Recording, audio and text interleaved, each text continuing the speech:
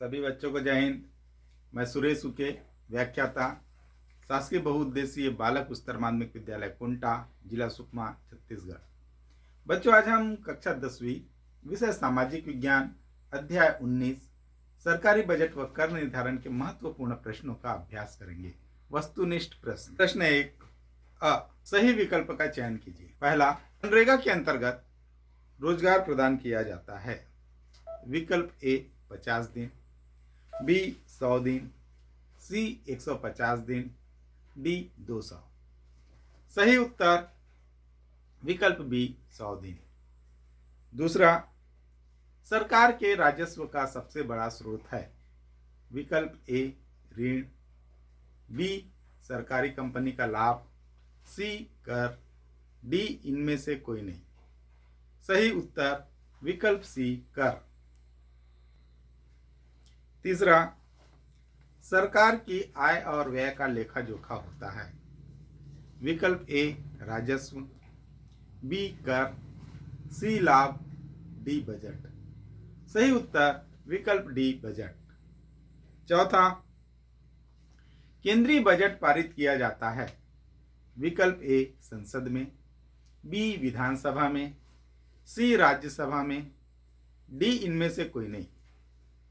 सही उत्तर विकल्प ए संसद में। पांचवा, प्रत्यक्ष कर है। विकल्प ए मनोरंजन कर, बी सेवा कर, सी बिक्री कर, डी इनमें से कोई नहीं। सही उत्तर विकल्प बी सेवा कर। छठवा, सार्वजनिक सुविधाओं का उदाहरण नहीं है।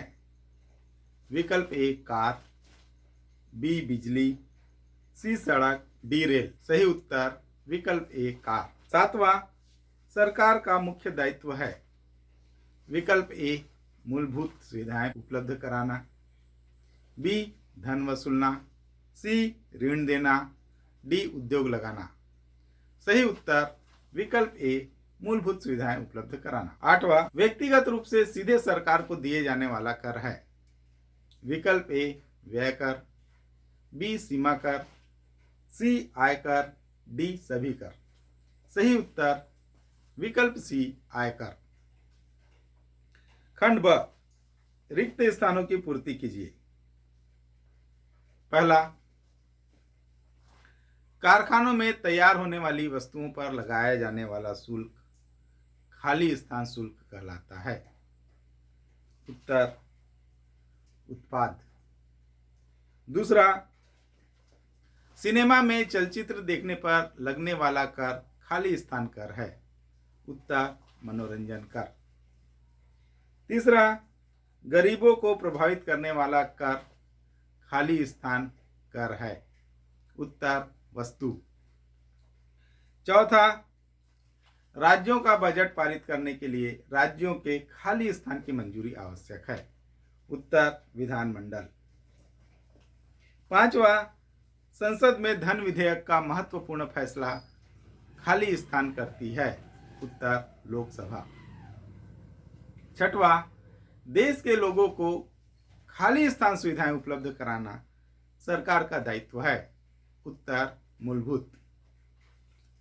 सातवां, FSSAI का पूरा नाम खाली स्थान है। उत्तर food safety and standard authority of India. आठवां, खाली स्थान में आय और व्यय का विवरण होता है। उत्तर बजट। नौवां, खाली स्थान कर व्यक्तिगत रूप से सीधे सरकार को दिया जाता है। उत्तर आय। 10वां, अप्रत्यक्ष कर खाली स्थान और खाली स्थान पर लगाया जाता है। उत्तर वस्तु एवं सेवाओं पर। लघु उत्तरीय प्रश्न। प्रश्न क्रमांक 1, बजट किसे कहते हैं एवं राजस्व का अर्थ लिखिए। उत्तर, सरकार के आय व्यय का लेखा जोखा बजट कहलाता है। सरकार को प्राप्त होने वाली आय को राजस्व कहते हैं। प्रश्न क्रमांक 2, सरकार की भूमिका को स्पष्ट कीजिए। उत्तर, आधुनिक समाज में सरकार कई महत्वपूर्ण कार्यों के प्रति उत्तरदायी है। इनमें बाहरी खतरों से देश की सुरक्षा करना और पुलिस के माध्यम से आंतरिक कानून व्यवस्था को बनाए रखना। इसके अलावा सरकार का एक बड़ा दायित्व नागरिकों को कई तरह की सार्वजनिक सुविधाएं उपलब्ध कराना भी है। सार्वजनिक सुविधा की एक सबसे बड़ी विशेषता यह है कि इसे एक बार उपलब्ध कराने के बाद इसका उपयोग सभी लोगों के द्वारा किया जा सकता है। उदाहरण के लिए, किसी क्षेत्र में अगर बिजली की आपूर्ति की जाती है तो यह उस क्षेत्र के अनेक लोगों के लिए उपयोगी होगी। किसान अपने पंप सेट चला सकते हैं। कारखानों, कार्यालयों और दुकानों तथा घरों में इस बिजली का उपयोग किया जा सकता है। सरकार के द्वारा यह प्रयास किया जाना चाहिए कि देश का कोई भी नागरिक सार्वजनिक सुविधाओं से वंचित न हो। इसके लिए इसकी कीमत अधिकांश लोगों की क्रय शक्ति के अंदर रखनी चाहिए, ताकि इस सुविधा का लाभ सभी लोग आसानी से प्राप्त कर सके। प्रश्न क्रमांक 3, मनरेगा क्या है? उत्तर, लोगों की आजीविका को सुनिश्चित करने का दायित्व सरकार का ही है। काम करने का अधिकार और महात्मा गांधी राष्ट्रीय ग्रामीण रोजगार गारंटी कानून मनरेगा के बारे में आप सभी ने सुना है। इस कानून के तहत सरकार की यह जिम्मेदारी तय की गई है कि वह ग्रामीण प्रत्येक परिवार को साल में 100 दिन तक का कार्य देगी। यह कार्य लोगों को उनके इलाकों में उपलब्ध कराया जाएगा और इसके लिए होने वाला पूंजीगत खर्च और मजदूरी का भुगतान सरकार करेगी।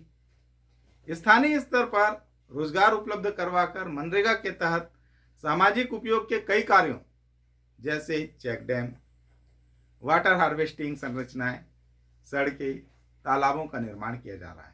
प्रश्न क्रमांक 4, FSSAI को स्पष्ट कीजिए। उत्तर, सरकार की भूमिका नियमन को लेकर है। नियमन के तहत कई तरह के कानून बनाए जाते हैं जो व्यापार के तरीकों को नियंत्रित करते हैं। उदाहरण के लिए, आप खाने की चीजों के पैकेट्स खरीदते समय उन पर FSSAI का निशान देखते होंगे। FSSAI का पूरा नाम है food safety and standard authority of India. यह इस बात को सुनिश्चित करता है कि विभिन्न दुकानों और कंपनियों द्वारा बेचे जा रही खाने पीने की सामग्री एक निश्चित सुरक्षा के मापदंडों का पालन करे।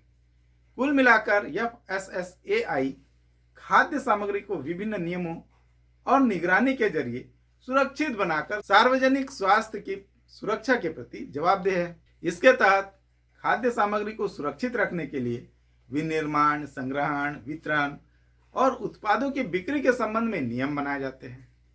विभिन्न प्रसंस्करण खाद्य एवं पेय पदार्थ जैसे चिप्स, नूडल्स, फलों के जूस, सॉफ्ट ड्रिंक्स में मिलाए जाने वाले परिरक्षक पदार्थ के मापदंड को भी निर्धारित करते हैं। यह समय समय पर इसके नमूने भी लेता रहता है ताकि वह इस बात की जांच कर सके कि इसके द्वारा निर्धारित मापदंडों का पालन हो रहा है या नहीं।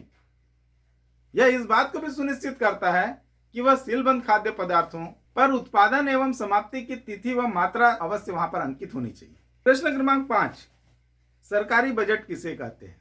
उत्तर, सरकार की अनेक जिम्मेदारियां होती है, उसे कई कार्य करने पड़ते हैं। इन कार्यों को करने के लिए सरकार को पैसे एकत्रित करने और फिर खर्च करने की जरूरत होती है। इन कार्यों को करने के लिए जितनी धनराशि की आवश्यकता होती है उसे उन लोगों से कर के रूप में एकत्रित किया जाता है। सरकार कई तरह के कर लगाती है। सरकार जो कर वसूल करती है उसे राजस्व कहते हैं। सरकार को खर्च करने के लिए राजस्व की जरूरत होती है। सरकार के राजस्व और उसके खर्च का पूरा लेखा जोखा बजट कहलाता है। बजट में इन बातों को ध्यान रखा जाता है। पहला, सरकार कितना पैसा खर्च करेगी। दूसरा, अलग अलग विभागों को खर्च करने के लिए कितनी राशि दी जाएगी। तीसरा, कौन कौन से कर लगाए जाएंगे और उनमें कुल कितना राजस्व संग्रहित किया जाएगा, साथ ही किन किन करों की दर में परिवर्तन किया जाएगा। चौथा, सरकार के खर्च अगर संग्रहित राजस्व से अधिक है तो इसकी राशि उसे उधार लेनी पड़ेगी। प्रश्न क्रमांक 6, बजट पारित करने के लिए विधानमंडलों की मंजूरी क्यों जरूरी है? उत्तर, बजट पर संसद का नियंत्रण होता है। इसके पीछे यह धारणा है कि हमारा देश एक प्रजातांत्रिक देश है जिसमें चुने हुए जनप्रतिनिधि को बजट पर नियंत्रण करने का अधिकार दिया गया है। वे चाहते हैं कि सरकारी बजट का सही उपयोग हो तथा कर निर्धारण करके कर संग्रहण करने की प्रणाली उचित और पारदर्शी हो। सरकार द्वारा प्रस्तुत बजट आम लोगों के प्रति जवाबदेह होना चाहिए। इसके साथ ही लोक कल्याणकारी तथा देश की जनता की अपेक्षाओं के अनुरूप होना चाहिए। क्योंकि बजट सरकार की योजनाओं और विचारों का दर्पण होता है, इसलिए जनप्रतिनिधियों को यह भी सुनिश्चित करना चाहिए कि सरकार विकास के मार्ग में चलती रहे और इस दिशा से भटके नहीं। संसद का बजट सत्र लोकतांत्रिक प्रक्रिया का एक महत्वपूर्ण हिस्सा होता है। बजट पारित करने से पहले उस पर कई दिनों तक लंबी चर्चा की जाती है। विपक्ष सरकार के बजट पर बहस, आलोचना और रचनात्मक सुझाव देकर अपनी भूमिका निभा सकती है। सरकार की जवाबदेही को लेकर आम लोगों की ओर से भी सीधा दबाव पड़ता है। प्रश्न क्रमांक 7, प्रत्यक्ष कर व अप्रत्यक्ष कर में अंतर लिखिए। उत्तर, कुछ कर ऐसे हैं जो व्यक्तिगत रूप से सीधे सरकार को देने होते हैं। ये कर व्यक्ति की आय या कंपनियों द्वारा अथवा व्यापार से होने वाली आय पर लगता है। इन करों को प्रत्यक्ष कर कहा जाता है। हमारे यहाँ 2 प्रकार के प्रत्यक्ष कर है, पहला आयकर और दूसरा निगम कर। कारखाने या व्यापार करने वाली कंपनियों को निगम कर चुकाना होता है। यह कर इन कंपनियों को अपने सभी खर्चों, कच्चा माल, कर्मचारियों के वेतन को काटने के बाद अर्जित आय पर देना होता है। दूसरा आयकर। आयकर व्यक्ति की निजी आय पर लगाया जाता है। आय के कई स्रोत हो सकते हैं, जैसे वेतन, भत्ते और पेंशन। इसके अलावा कोई व्यक्ति बैंक में रखी जमा राशि पर भी ब्याज अर्जित कर सकता है। अपनी किसी संपत्ति को किराए पर देकर भी आय प्राप्त कर सकता है। इन सभी पर आयकर देना होता है। आयकर एक निश्चित आय से अधिक आय की राशि पर चुकाना होता है। आयकर कुल आय का एक निश्चित प्रतिशत होता है। जिनकी आय जितनी अधिक होगी उतना अधिक उसको कर चुकाना पड़ता है। प्रश्न क्रमांक 8, करारोपण में न्याय संगतता को स्पष्ट कीजिए। उत्तर, हमें किस कर प्रणाली को अपनाना चाहिए यह इस बात पर निर्भर करता है कि हमारे समाज में रहने वाले लोगों की सोच क्या है। कई लोगों का मत है कि कुछ खास लोगों के पास तो लाखों करोड़ों की संपत्ति है, जबकि एक बड़ा वर्ग 2 वक्त की रोटी भी बड़ी मुश्किल से खा पाता है। इस प्रकार आय की इतनी अधिक असमानता उचित नहीं है। इसलिए सरकार को संपन्न लोगों से अधिक कर लेना चाहिए और गरीब लोगों पर कोई कर नहीं लगाना चाहिए। यह न्यूनतम कर वसूलना चाहिए। अगर सरकार चाहे तो संग्रहित किए गए आय से गरीबों को बेहतर मौके उपलब्ध करवाकर उनके जीवन स्तर में सुधार ला सकती है। आयकर के नियमों के अनुसार जिनकी आय अधिक है, कुल कर में उनका हिस्सा भी सबसे अधिक रहेगा, तथा जिनकी आय कम है, कुल कर में उनका हिस्सा भी सबसे कम होगा। जहां तक अप्रत्यक्ष कर की बात है, किसी वस्तु को खरीदने पर अमीर और गरीब दोनों को समान दर से कर देना होगा। अगर अमीरों और गरीबों के बीच कर के मामले में अंतर करना है तो इसका एक उपाय यह है कि आवश्यक वस्तुओं पर कोई कर नहीं लगना चाहिए तथा विलासता की चीजों पर, जैसे car, laptop, air conditioner, restaurant में भोजन करने पर टैक्स लगाया जाए। वस्तुओं और सेवाओं पर कर लगाते समय सरकार को एक और जरूरी बात ध्यान रखनी चाहिए। ऐसी कई वस्तुएं और सेवाएं हैं जिनका लोग सीधे उपभोग नहीं करते, जैसे डीजल, एल्युमिनियम, स्टील, मशीनें, ट्रक टायर्स आदि। लेकिन जब इन चीजों पर कर बढ़ाया जाता है तो इनके उपयोग से बनने वाली अन्य वस्तुएं या इनकी मदद से परिवहन होने वाली चीजों के दाम भी बढ़ जाते हैं। इस प्रकार भले ही गरीब लोग केवल अनाज या कपड़े खरीदते हो, लेकिन डीजल या स्टील पर कर बढ़ने से उसका एक बड़ा हिस्सा का भुगतान गरीब लोगों को भी करना पड़ता है। प्रश्न क्रमांक 9, कर अपवंचना या कर चोरी को स्पष्ट कीजिए। उत्तर, कई लोग अपनी आय का पूरा विवरण नहीं देते। बल्कि जितना कमाते हैं उसकी तुलना में बहुत कम दर्शाते हैं।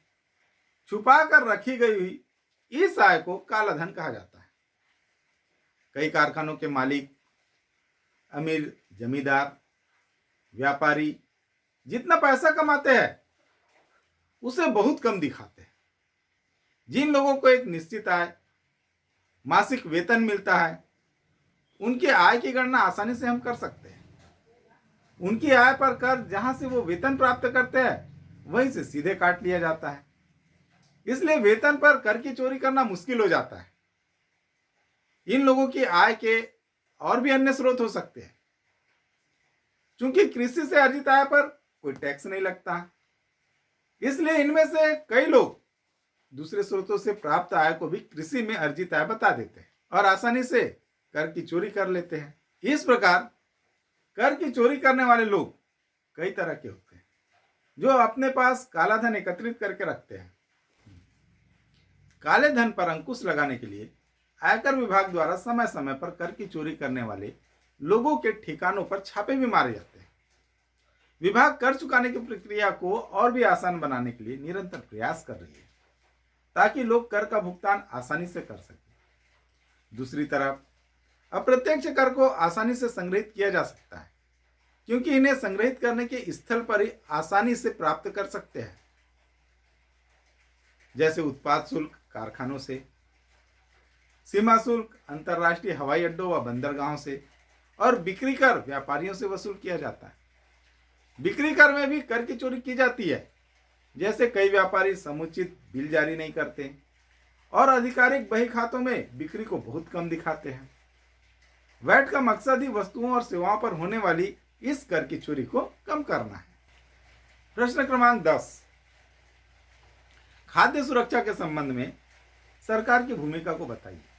उत्तर, देश के सभी लोगों को पर्याप्त और पौष्टिक भोजन उपलब्ध कराना और सभी लोगों तक खाद्यान्न पहुंचाना, लोगों में उसे प्राप्त करने की क्षमता को वृद्धि करना, इसे ही खाद्य सुरक्षा कहते हैं।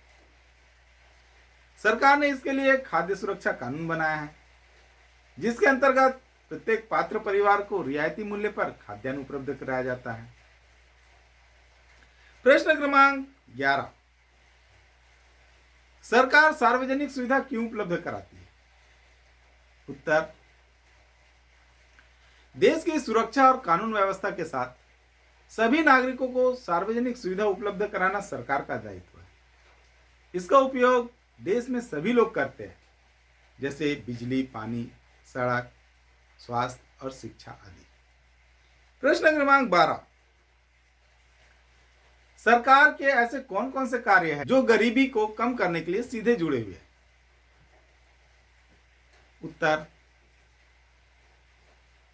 सरकार के द्वारा गरीबी को कम करने के लिए जो कार्य किए जाते हैं उनमें दैनिक मजदूरी, न्यूनतम मूल्य पर खाद्य पदार्थ, कुपोषण दूर करने के उपाय आदि है। प्रश्न क्रमांक 13, आयकर लेने की उचित विधि क्या है? उत्तर, आयकर दाता से आयकर स्रोत के माध्यम से आयकर लेना उचित है। इसे टीडीएस कहा जाता है, जो अग्रिम रूप से ही काट लिया जाता है। शेष राशि का भुगतान करने के पहले यह वसूला जाता है। प्रश्न क्रमांक 14, सरकार को किस प्रकार के करों से अधिक राजस्व की प्राप्ति होती है? उत्तर, सरकार को अप्रत्यक्ष करों से अधिक राजस्व की प्राप्ति होती है। प्रश्न क्रमांक 15, सरकार के लिए बजट क्यों जरूरी है? बजट में करों की चर्चा क्यों की जाती है? उत्तर, वार्षिक आय व्यय का ब्यौरा बनाने के लिए सरकार को बजट बनाना जरूरी है। इसमें करों के घटाने बढ़ाने का प्रावधान होता है, इसलिए करों पर चर्चा जरूरी है। प्रश्न क्रमांक 16, आयकर और उत्पाद शुल्क में क्या अंतर है? उत्तर, आयकर व्यक्ति के आय पर आधारित होता है, उत्पाद शुल्क वस्तु के उत्पादन से संबंधित है। प्रश्न क्रमांक 17, आयात कर और निर्यात कर में अंतर लिखिए। उत्तर, बाहर से मंगाई जाने वाली वस्तु पर लगने वाला कर आयात कर है, बाहर भेजे जाने वाली वस्तु पर लगने वाला कर निर्यात कर है। प्रश्न क्रमांक 18, गरीबी दूर करने के लिए सरकार क्या कर सकती है? उत्तर, देश में व्याप्त गरीबी को दूर करने के प्रयास सरकार को ही करने होते हैं।